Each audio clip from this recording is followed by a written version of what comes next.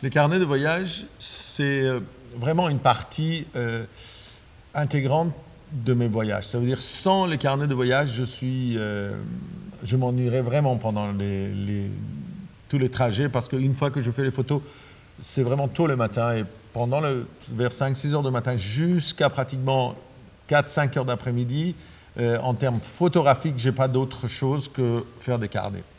Les carnets, c'est un peu tous les souvenirs, tout ce que je trouve, tous les éléments de voyage, et surtout réellement l'écriture, le contact avec le public, les matériaux. Et ces carnets me permettent vraiment de comprendre mieux mes voyages une fois que je reviens. Et aussi, à partir de ces carnets, j'arrive vraiment à adapter mes tableaux, mes photos, même les vidéos que je fais, en repartant dans le carnet, en regardant les idées que j'avais dans ce carnet. Et j'avoue que c'est vraiment un plaisir immense de les regarder chaque fois, après chaque voyage, quand je regarde des carnets que j'ai fait il y a 30 ans, quand je vois l'ensemble des pages qui ont été envoyées par la poste, et après je les remonte à Paris et que je regarde tout ce qui a été vécu, pour moi c'est un retour en arrière. Et aussi c'est vraiment agréable de les partager avec le public.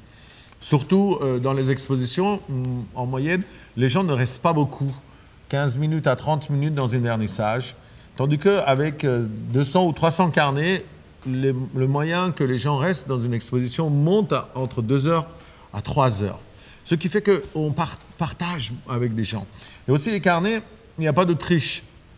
En réalité, les carnets sont faits vraiment avec sincérité, avec ce qu'on sent. Certains carnets, dont l'Iran, où je suis iranien, donc je retourne dans mon pays et je regarde, c'est vraiment avec de nostalgie. Je vois quelques images de mes souvenirs à l'intérieur. Tous ces carnets seront exposés chaque année. Chaque année, il y a 25 de nouveaux qui arrivent. Et c'est vraiment un grand plaisir de les voir regroupés comme ça, tous autour de moi. Ça me permet d'avoir un vrai souvenir dans quelques années. C'est-à-dire une fois que j'aurai 60, 70 ou 80, si j'arrive, ces carnets me permettent de revenir en arrière et avec une certaine mémoire de temps. Les carnets de voyage ne sont pas à vendre et souvent les gens ils disent pourquoi. Et la raison est très simple, ces carnets sont là pour qu'on puisse apprécier les choses dehors d'aspect commercial et dehors d'aspect technique des choses. Aujourd'hui, tous les carnets vont être exposés dans les musées ou dans les grandes institutions parce qu'il faut vraiment beaucoup de place pour exposer les carnets. Et souvent, les carnets sont touchés par les gens et les gens aiment bien ça.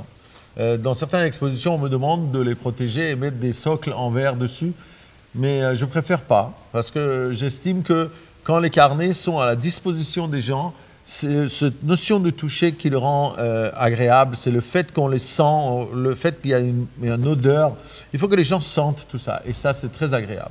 Et de plus en plus, mes carnets sont grands, de plus en plus, mes carnets ont pris du poids et de plus en plus, dans les pays où je vais, les carnets sont riches. L'Inde, surtout en Asie. Et par contre, tous les carnets qui sont faits en Europe et tous les carnets qui sont de la partie Amérique du Sud, ils n'ont pas le même aspect. En tout cas, j'espère pouvoir continuer à faire les carnets. J'espère que les gens puissent participer dedans. Et j'espère que, autant que moi, je prends du plaisir, les gens prennent du plaisir à regarder les carnets.